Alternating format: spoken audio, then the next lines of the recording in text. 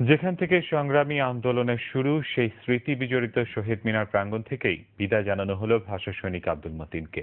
বৃহস্পতিবার কেন্দ্রীয় শহীদ মিনারে হাজারো মানুষের শ্রদ্ধা নিবেদন শেষে ভাষা সৈনিক আব্দুল মতিনের মরদেহ ঢাকা মেডিকেল কলেজ কর্তৃপক্ষের কাছে হস্তান্তর করা হয়েছে। সবার মাঝ থেকে বিদায় নিল ভাষা সৈনিক। অমর আছেন, অমর হয়েই থাকবেন তার অবদানের জন্য। Report ration Nasrullah. ভাষার জন্য যুদ্ধ করেছেন এমন একজন সৈনিকের জন্য বিদায় মঞ্চ প্রস্তুত কেন্দ্রীয় শহীদ মিনারে। হাতে ফুল নিয়ে অপেক্ষায় হাজারো মানুষ। সর্বস্তরের মানুষ শ্রদ্ধা ও ভালোবাসায় চিরবিদায় জানালেন ভাষা অন্তপ্রাণ এই সংগ্রামী মানুষকে। শ্রদ্ধা জানাতে হাজারো মানুষের সারিতে ছিলেন ভাষা আন্দোলনের রূপকারের সহযোগীরাও। তার জীবনের সবচেয়ে বড় বড় যে অর্জন উনি বলেন, সাফল্য বলেন, সেটাই ভাষা আন্দোলন। তাকে অন্তত রাষ্ট্রীয় মর্যাদা না দেওয়াটা এটা আমি তো মনে করি এটা আমাদের লজ্জার ব্যাপার। সংগ্রামী এই মানুষটিকে সেই বিদায় জানাতে কেন্দ্রীয় শহীদ মিনারে হাজির হয়েছিলেন শিক্ষাবিদ, রাজনীতিক এবং সাংস্কৃতিক ব্যক্তিত্ব। উপস্থিত ছিলেন তার সহধর্মিণীও। জনগণের প্রত্যাশা ছিল যে ভাষা সৈনিক আব্দুল মতিন সাহেবকে রাষ্ট্রীয় সম্মানে তার অন্ত্যেষ্টিক্রিয়া সম্পাদন করা হবে, কিন্তু অত্যন্ত দুঃখের সঙ্গে আমরা লক্ষ্য করেছি যে রাষ্ট্র তাকে সেই সম্মানটা দিচ্ছে না। রাষ্ট্রপতির পক্ষ থেকে সম্মান জানিয়ে বিবৃতি দেওয়া হয়েছে, তিনি হজ করতে আসেন, মাননীয় প্রধানমন্ত্রীর পক্ষ দেওয়া হয়েছে। এগুলো তো তারা তিনি তো রাষ্ট্রের প্রতীক, রাষ্ট্রপতি রাষ্ট্রের প্রতীক। এছাড়াও আরো অনেক কিছু হয়তো করা হতে পারে, এগুলো করার তো শেষ হয়ে যায়নি অনেক কিছু। তাকে হারিয়ে সত্যি আমরা আজকে একটা শূন্যতায় পড়ে গেছি। রাষ্ট্রীয় মৌল চেতনার মধ্যে আমরা বাঙালিত্ব বোধ যদি জাগিয়ে রাখতে পারি, অসাম্প্রদায়িকতা বোধ যদি জাগিয়ে রাখতে পারি, সেটি তার প্রতি বড় সম্মান জানানো হবে। নতুন প্রজন্মের কাছে আমার আহ্বান থাকবে যেন এই ভাষাটা রক্ষা পায়, দেশটা রক্ষা পায়।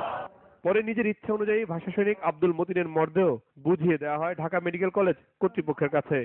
তার মৃতদেহ আমরা ঢাকা মেডিকেল কলেজের প্রিন্সিপালের কাছে হস্তান্তর করলাম। Ration Nasrullah, Bangla vision, Dhaka. শুধু মানুষের স্মৃতিতে নয়, মরণোত্তর দেহ ও চক্ষু দান করে বাস্তবেই পৃথিবীতে থেকে গেলেন ভাষা সৈনিক আব্দুল মতিন।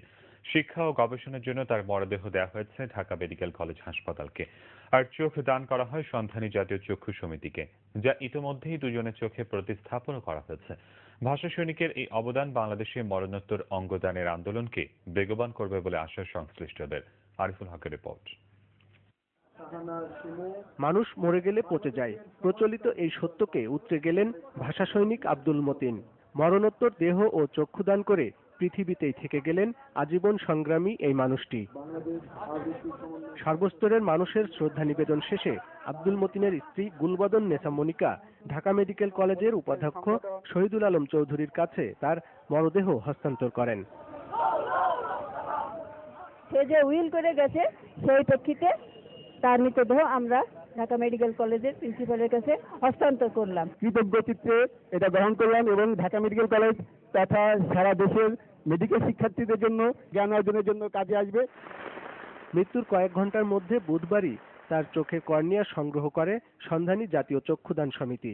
আজীবন সংগ্রামী ভাষা মতিনের চোখের একটি কর্নিয়া লাগানো হয়েছে ফেনীর কলেজ শিক্ষক ইকবাল করিমের চোখে। অন্য একটি কর্নিয়া পেয়েছেন ঢাকা সাভারের কমিউনিটি ক্লিনিকের কর্মী রেশমা নাসরিন। এমন মানুষের শরীরের একটি অংশ নিজ শরীরের সাথে সংযুক্ত করতে পেরে তাই আপ্লুত রেশমা। আমি একজন মুক্তিযোদ্ধার সন্তান, কিন্তু আমি যে একজন ভাষা সৈনিকের একটা চোখ নিয়ে আমি দেখবো, সেটা আমার আবেগটা আমি ধরে রাখতে পারতেছি না। এটা আমার ভবিষ্যৎ জীবনের একটা অনুপ্রেরণা। সন্ধানী কর্তৃপক্ষ বলছে বাংলাদেশে মরণোত্তর চক্ষুদানের সংখ্যা খুবই সীমিত, কিন্তু ভাষা সৈনিক আব্দুল মতিনের এই অসাধারণ অবদান আরো অনেককে উৎসাহিত করবে। বাংলাদেশের মতো একটি মুসলিম প্রধান দেশে মরণোত্তর চক্ষুদান আন্দোলন যেখানে অত্যন্ত বাধাগ্রস্ত, সেখানে এই অবদান আমাদেরকে বিরাট ভাবে ভূমিকা রাখবে বলে আমি বিশ্বাস করি। জীবনের ওপারে চলে গেলেও ভাষা সৈনিক আব্দুল মতিনের চোখ দেখে যাবে এই পৃথিবীকে। সেই চোখের স্বপ্ন আর আহ্বান যদি এই অসঙ্গতিপূর্ণ সমাজ বুঝতে পারে, তবেই হয়তো সম্ভব সুন্দর সমাজ গঠন। আরিফুল হক, বাংলা ভিশন, ঢাকা। রাষ্ট্র সমাজের সকল স্তরে অগণতান্ত্রিক অপশক্তি পাথরের মতো চেপে বসেছে বলে অভিযোগ করেছেন বিএনপি চেয়ারপারসন বেগম খালেদা জিয়া। শহীদ জিহাদ দিবস উপলক্ষে বৃহস্পতিবার গণমাধ্যমে পাঠানো এক বিবৃতিতে তিনি এই কথা বলেন। বেগম জিয়া বলেন, গণতন্ত্রকে ধ্বংস করেছিলেন এরশাদ। গণতন্ত্রকে পুনঃপ্রতিষ্ঠা এবং দৃঢ় ভিত্তির উপর দাঁড় করানোর প্রত্যয় নিয়ে জিহাদ নিজের জীবন উৎসর্গ করেছিলেন। শহীদ নাজির উদ্দিন জিহাদ সামরিক শাসন বিরোধী আন্দোলনের এক অবিস্মরণীয় নাম। 90-এর গণ আন্দোলনে অগ্রণী ভূমিকা পালন করতে গিয়ে জেহাদ পুলিশের বুলেটের আঘাতে মারা যান। আত্মত্যাগের প্রেরণাকে বুকে ধারণ করে দেশি বিদেশি অপশক্তি চক্রান্তকে প্রতিহত করে স্বাধীনতা ও সার্বভৌমত্বকে সমুন্নত রাখার আহ্বান জানিয়েছেন বিএনপি চেয়ারপারসন। বিএনপি ভারপ্রাপ্ত মহাসচিব মির্জা ফখরুল ইসলাম আলমগীর দাবি করেছেন 20 দলীয় জোট ভাঙেনি, সরকারের গোয়েন্দা সংস্থা কিছু লোককে জোট থেকে বের করে নিয়ে গেছে। আন্দোলনে এদের তেমন ভূমিকা নেই উল্লেখ করে তিনি বলেন, এরা জনগণের কাছে বিশ্বাসঘাতক হিসেবে চিহ্নিত হয়ে থাকবে। জোটের কলেবর আবারও বাড়তে পারে বলে আভাস দেন বিএনপির ভারপ্রাপ্ত মহাসচিব। জাহাঙ্গীর আক্রান্তের রিপোর্ট। 20 দলীয় জোট থেকে বেরিয়ে নতুন জোট করেছে national democratic party NDP, national people's party NPP এবং ভাসানী ন্যাপের একাংশ। দলগুলোর মধ্যে কোনোটির চেয়ারম্যান কিংবা মহাসচিবের নেতৃত্বে অংশবিশেষ বেরিয়ে গেছে জোট থেকে, আবার আরেক অংশ আছে 20 দলের সাথে। এমন পরিস্থিতিতে বিএনপির ভারপ্রাপ্ত মহাসচিব মির্জা ফখরুল ইসলাম আলমগীর বলছেন, 20 দলে কোনো ভাঙন ধরেনি। আমাদের 20 দলীয় জোট ভেঙেছে কোথায়? একটি দল কি বেরিয়ে গেছে? সরকারের কিছু গোয়েন্দা সংস্থা তারা বিভিন্ন লোভ প্রলোভন দেখিয়ে কিছু ব্যক্তিকে নিয়ে গেছে, যেটা ইনসিগনিফিকেন্ট, উল্লেখ করার মতো না, এবং তাদের কোনো ভূমিকাও নেই আন্দোলনের মধ্যে, থাকবেও না। তারা আজকে দেশবাসীর কাছে একটি বিশ্বাসঘাতক দালাল হিসেবে চিহ্নিত হবে, এছাড়া তাদের ধিক্কৃত হবে, এবং বাংলাদেশের জনগণের কাছে তারা কখনোই কোনো সম্মান পাবে না। ভাঙন নয়, জোটের কলেবর আরো বাড়তে পারে বলে আভাস দেন বিএনপির ভারপ্রাপ্ত মহাসচিব। আহ্বান করা আছে আমাদের সকল দলের কাছে, সকল ব্যক্তির কাছে, সংগঠনের কাছে, গণতন্ত্রের সংগ্রামে যারা আসতে চান তারা অবশ্যই আসতে পারেন, এবং যে কোনো সময় আসলে সেটা সাদরে গ্রহণ করা হবে। দেশে গণতান্ত্রিক ধারা ফিরিয়ে আনতে সমমনা সব রাজনৈতিক দলগুলোকে 20 দলীয় জোটে যোগ দেওয়ার আহ্বান জানান বিএনপির ভারপ্রাপ্ত মহাসচিব। জাহাঙ্গীর আকন্দ, বাংলা ভিশন, ঢাকা।